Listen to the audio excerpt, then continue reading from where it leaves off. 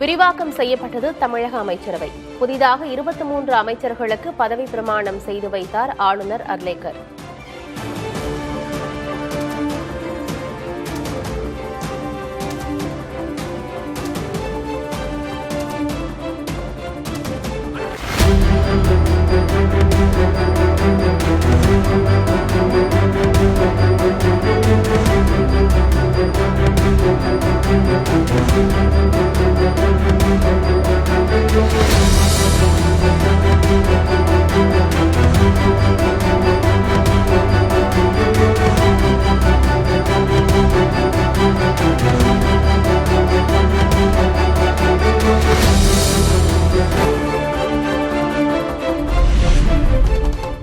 ஐம்பத்தொன்பது ஆண்டுகளுக்கு பிறகு அமைச்சரவையில் இடம்பெற்றது காங்கிரஸ் கட்சி. முன்னாள் பிரதமர் ராஜீவ்காந்தியின் நினைவு நாளில் நனவானது கனவு.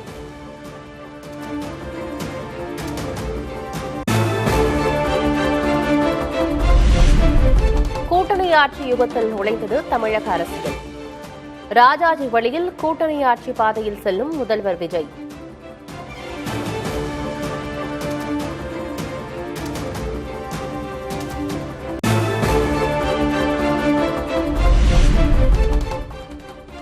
புதிதாக பொறுப்பேற்ற 23 அமைச்சர்களுக்கும் துறைகள் ஒதுக்கீடு.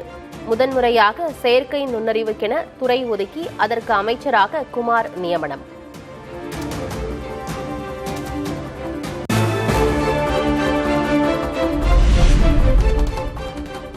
செங்கோட்டையனிடமிருந்த நிதித்துறை அமைச்சர் மரிய வில்சனிடம் ஒப்படைப்பு. வருவாய் மற்றும் பேரிடர் மேலாண்மை துறை அமைச்சராக செங்கோட்டையன் செயல்படுவார் என அறிவிப்பு.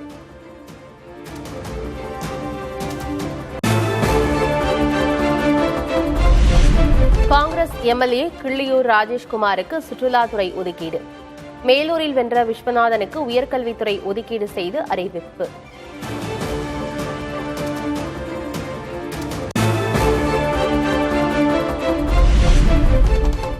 முதல்வர் விஜய் தலைமையிலான தவேக அமைச்சரவையில் 4 பெண்களுக்கு வாய்ப்பு. விருதுநகர் மாவட்டத்தில் இருந்து மட்டும் 2 பெண்கள் அமைச்சராக பதவியேற்பு.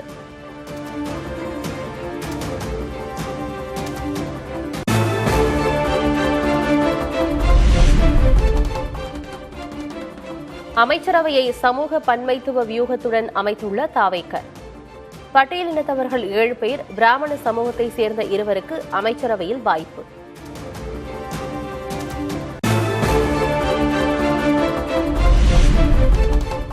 முதல்வர் விஜய் அமைச்சரவையில் இளம் வயது அமைச்சர் என்ற பெருமையை பெற்றார் 28 வயதான கமலி.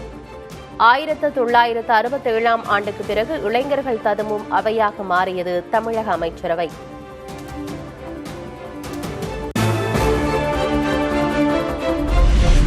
தமிழக அமைச்சரவையில் 11 அமைச்சர்களின் வயது 39க்கும் குறைவே. விஜய் தலைமையிலான அமைச்சரவையில் 4 மட்டுமே 60 வயதை கடந்தவர்கள்.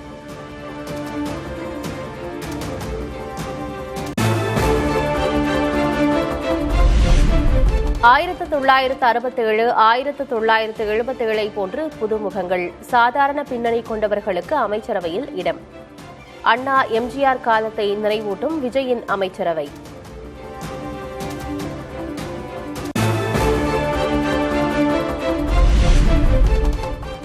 சென்னை மாவட்டத்துக்கு இதுவரை முதல்வர் விஜயுடன் சேர்த்து 7 அமைச்சர்கள்.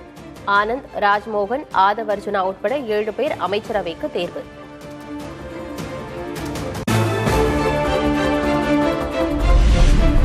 சென்னைக்கு அடுத்தபடியாக அதிக எம்எல்ஏக்களை தவேகவுக்கு கொடுத்த திருவள்ளூருக்கு அமைச்சரவையில் இடமில்லை.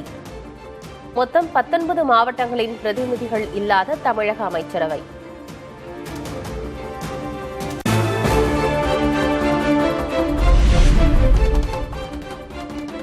ராசிபுரம் தொகுதியில் வென்ற லோகேஷ் தமிழ்ச்செல்வன் அமைச்சராக பதவியேற்பு.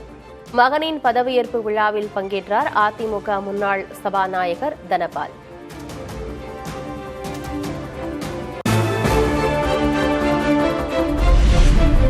அதிமுகவில் தன்னை புறக்கணித்ததாக முன்னாள் சபாநாயகர் தனபால் ஆதங்கம். அதிமுகவில் இருந்து விலகி நீண்ட நாட்களாகிவிட்டதாகவும் பேட்டி. நான் அதிமுக விட்டு விலகி ரொம்ப நாள் ஆச்சுங்க. என்னோட உடல்நிலை சரியில்லை, நான் வீட்டோட ஓய்வில் இருக்கேன். பல வகையில் என்னை புறக்கணித்தாங்க, எனக்கு முக்கியத்துவம் தரல, அம்மாவுக்கு தலைவருக்கு பின்னாடி எனக்கு முக்கியத்துவம் கொடுக்கல.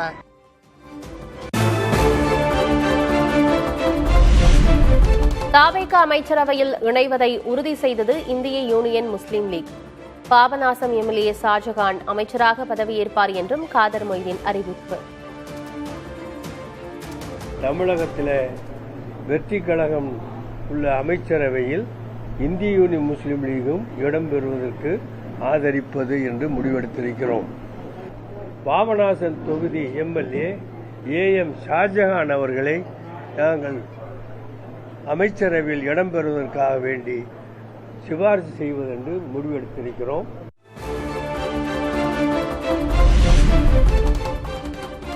தவேக அமைச்சரவையில் விடுதலை சிறுத்தைகள் கட்சி இடம்பெறுவதாக திருமாவளவன் அறிவிப்பு. அமைச்சராகிறார் திண்டிவனம் தொகுதி எம்எல்ஏ வன்னியரசு. இந்த அமைச்சரவையில் இடம்பெறுவது என்கிற முடிவை எடுத்திருக்கிறோம். வன்னியரசு, ஜோதிமணி ஆகிய 2 சட்டமன்ற உறுப்பினர்களில் வன்னியரசு அவர்களின் பெயரை பரிந்துரைப்பதென்று முடிவெடுத்திருக்கிறோம். தவேக அமைச்சரவையில் இடம்பெற்ற நிலையில் திமுகவுடன் கூட்டணி நீடிக்கிறதா இல்லையா, பின்னர் விளக்கமளிப்பதாக திருமாவளவன் பேட்டி.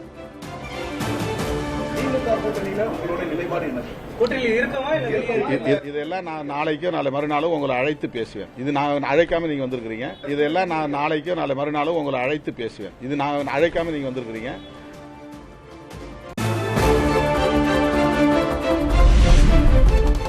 ஆட்சியிலும் பங்கு, அதிகாரத்திலும் பங்கு என்ற திருமாவளவனின் முழக்கம் நிறைவேறியுள்ளது.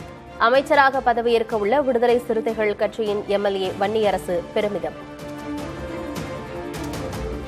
ஆட்சியிலும் பங்கு, அதிகாரத்தில் பங்கு என்கின்ற முழக்கம் எங்களுடைய தலைவர் அவர்கள் எழுப்பிய முழக்கம். இந்த முழக்கம் இன்றைக்கு நிறைவேறுகிறது.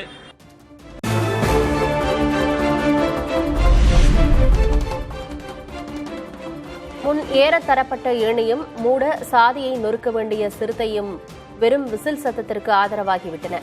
தவேக தலைமையிலான அமைச்சரவையில் இடம்பெறும் விசிக, ஐயுஎம்எல் கட்சிகள் மீது திமுக எம்பி ஆர் ராசா கடும் விமர்சனம்.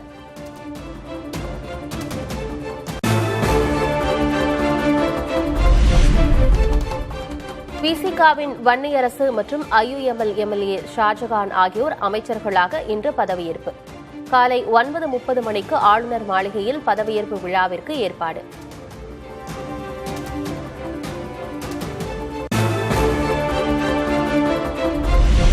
தமிழக அமைச்சரவை விரிவாக்கத்திலும் வந்தே மாதத்திற்கு முதலிடம். தமிழ்தாய் வாழ்த்துக்கு இந்த முறையும் 3ஆம் இடம் கொடுத்ததால் நீடிக்கும் சர்ச்சை.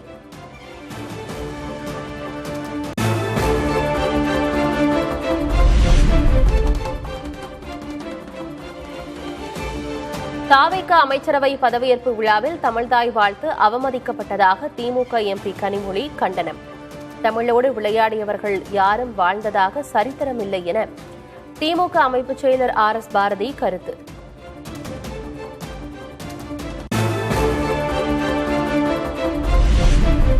தமிழ்தாய் வாழ்த்தை முதலில் பாட சொல்லி இன்றைக்கும் வேண்டுகோள் விடுத்ததாக அமைச்சர் ராஜ்மோகன் தகவல். ஆளுநர் மாளிகை நடத்தும் விழாவில் அப்படி செய்ய முடியாது என மறுத்துவிட்டதாகவும் விளக்கம்.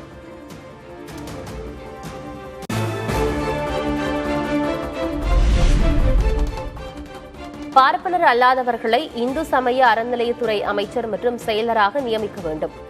முதல்வர் விஜய்க்கு திராவிடர் கழக தலைவர் கி. வீரமணி வேண்டுகோள்.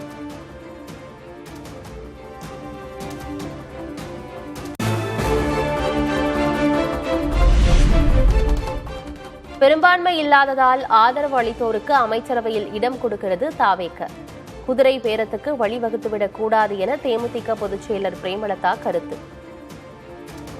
அப்சல்யூட் மெஜாரிட்டி இல்லாததுனால இன்னைக்கு எல்லாரையும் அழைச்சு அது மூலமாக இன்னைக்கு அமைச்சர் பதவி கொடுக்குறோம் அப்படின்னு சொல்லி எல்லாரையும் அழைக்கிற ஒரு நிலையை நாம் பார்க்குறோம். இது குதிரை பேரத்திற்கு வழிவகுத்திடக்கூடாது. அதை தான் தேமுதிக வலியுறுத்தி நாங்கள் சொல்றோம்.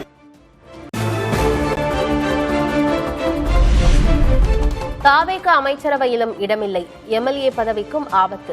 அவசரமாக ஆலோசித்த சண்முகம் தரப்பு. அதிமுக பொதுக்குழுவை கூட்டுவதற்கான முயற்சிகளில் தீவிரம்.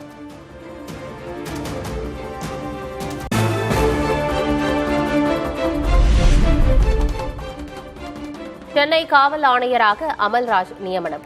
காவல் ஆணையராக இருந்த அபின் தினேஷ் மோடக்கை குற்றப்பிரிவு ஏடிஜிபியாக நியமித்தது தமிழ்நாடு அரசு.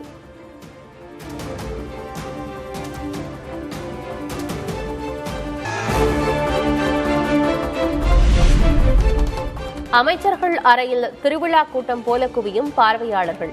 தலைமைச் செயலக அமைச்சர் அறையில் மாற்றுக் கட்சியினரை தாவேகாவில் சேர்த்த ஆனந்த்.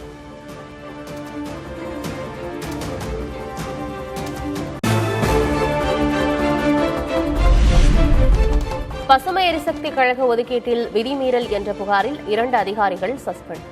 மின்துறை அமைச்சர் நிர்மல்குமார் நடத்திய ஆய்வில் விதிமீறல் கண்டறியப்பட்டதால் நடவடிக்கை.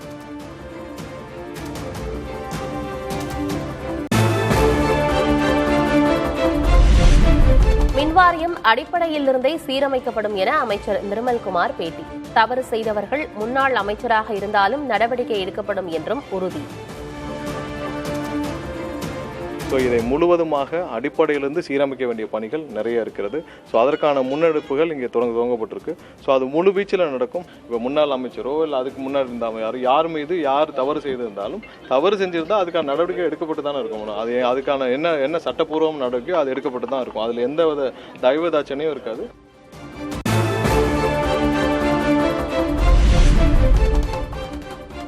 மின்தடை குறித்து புகார் அளித்தால் உடனடி நடவடிக்கை. மின் கட்டணத்தை உயர்த்தும் எண்ணமில்லை என்றும் அமைச்சர் நிர்மல்குமார் விளக்கம்.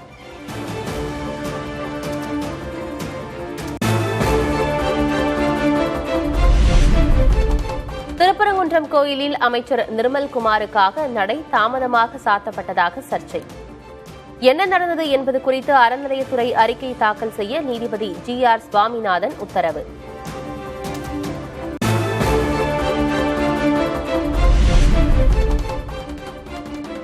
கிட்னி திருட்டு விவகாரத்தில் தவறு செய்தவர்கள் யாராக இருந்தாலும் சட்டப்படி நடவடிக்கை. சுகாதாரத்துறை அமைச்சர் அருண்ராஜ் உறுதி. யார் குற்றம் செஞ்சிருந்தாலும் கண்டிப்பா சட்டத்தின் பிடியிலிருந்து அவங்க தப்பிக்கவே முடியாது. யாரா இருந்தாலும் சரி, அது பழைய மினிஸ்டரா இருந்தாலும் சரி, யாரா இருந்தாலும் சரி, அந்த உரிய நடவடிக்கை எடுக்கப்படும்.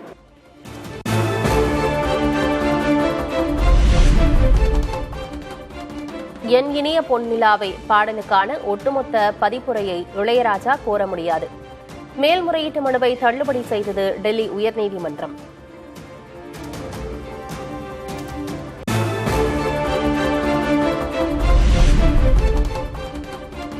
நீலகிரி குன்னூர் காட்டேரி பூங்காவில் மலைப்பயிர்கள் கண்காட்சிக்கான ஏற்பாடுகள் மும்முரம்.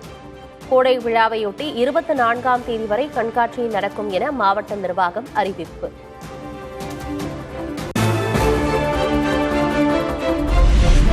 சேலம் ஏற்காட்டில் கோடை விழாவையொட்டி மலர் கண்காட்சி இன்று தொடக்கம். சுற்றுலா பயணிகளை கவரும் வகையில் மலர் சிற்பங்களை வடிவமைக்கும் பணி மும்முரம்.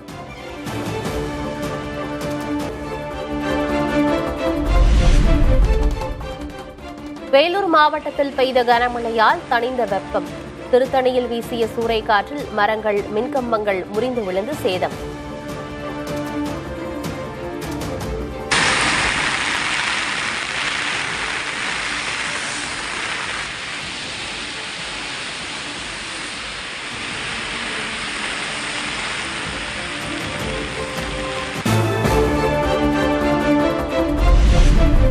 தமிழகத்தில் 16 இடங்களில் 100 டிகிரியை கடந்தது வெப்பநிலை. அதிகபட்சமாக வேலூரில் 108.5 டிகிரி ஃபாரன்ஹீட் வெப்பம் பதிவு.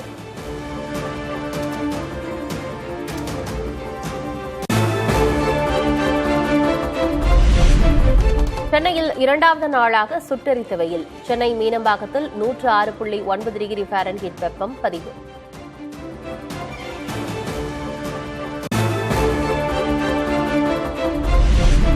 கடலோர தமிழகத்தில் வெப்ப அலை வீசக்கூடும் என வானிலை ஆய்வு மையம் எச்சரிக்கை. அதிகபட்ச வெப்பநிலை இயல்பை விட 4 டிகிரி செல்சியஸ் வரை அதிகம் பதிவாகும் எனவும் கணிப்பு.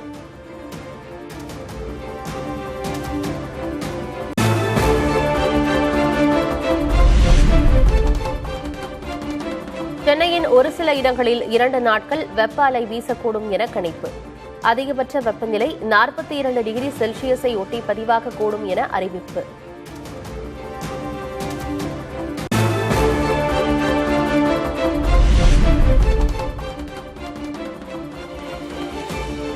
இந்தியாவில் அதிகபட்சமாக உத்தரப்பிரதேச மாநிலம் பாந்தா நகரில் 118.4 டிகிரி ஃபாரன்ஹீட் வெப்பநிலை பதிவு. மத்திய பிரதேசம், மகாராஷ்டிரா, ஹரியானா உள்ளிட்ட மாநிலங்களிலும் சுட்டெரித்த வெயில்.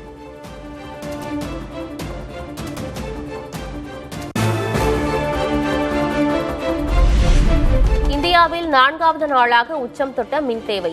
மின்சார பயன்பாடு 270.82 ஜிகாவாட்டாக பதிவானதாக மத்திய எரிசக்தி அமைச்சகம் தகவல்.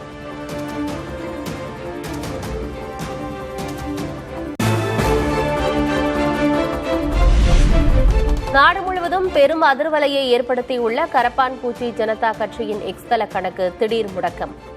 மத்திய அரசு கேட்டுக் கொண்டதன் பேரில் எக்ஸ் தளம் நடவடிக்கை.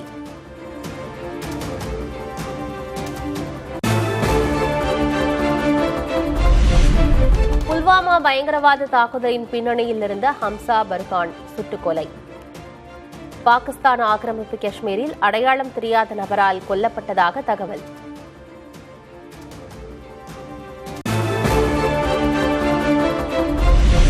கேரளத்தில் தேர்தலில் வென்றவர்கள் சட்டமன்ற உறுப்பினர்களாக பதவியேற்பு.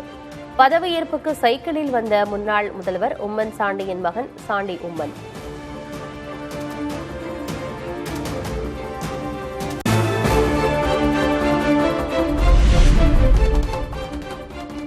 கேரள சட்டமன்றத்தில் ஒலித்த தமிழில் பதவியேற்ற தேவிக்குளம் மார்க்சிஸ்ட் கம்யூனிஸ்ட் கட்சியின் எம்எல்ஏ ராஜா. சட்டமன்ற பேரவையின் உறுப்பினராக தேர்ந்தெடுக்கப்பட்ட எஃப் ராஜா என்னும் நான் சட்ட முறைப்படி நிறுவப்பட்டுள்ள இந்திய அரசியல் அமைப்பு சட்டத்தின் மீது உண்மையான நம்பிக்கையும் பற்றும் உறுதி கொண்டிருப்பேன் என்றும்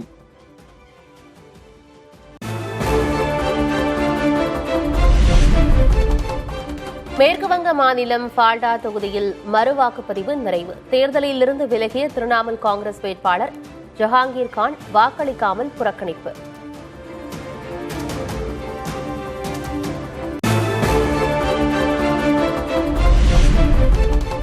அமெரிக்காவின் நெருக்கடி தொடர்வதால் அத்தியாவசிய வசதிகளின்றி பரிதவிக்கும் கியூபா மக்கள். கியூபாவுக்கு ஆதரவாக நிற்கப் போவதாக ரஷ்யா அறிவிப்பு.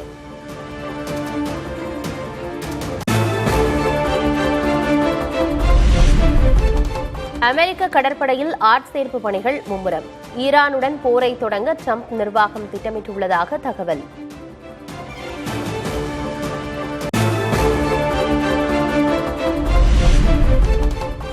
ஜப்பானில் 1200 ஆண்டு பழமையான பௌத்த மத கோயில் தீயில் எரிந்து சேதம். 2005ஆம் ஆண்டுக்கு பிறகு 2வது முறையாக தீ விபத்து ஏற்பட்டதால் பக்தர்கள் அதிர்ச்சி.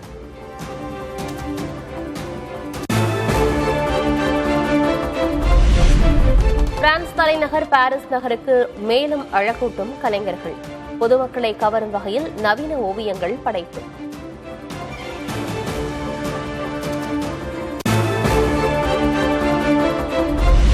தண்ணீருக்குள் நீந்தியபடியே செஸ் விளையாடும் உலக சாம்பியன்ஷிப் போட்டி. லித்துவேனியா வீரர், போலந்து வீராங்கனை வெற்றி.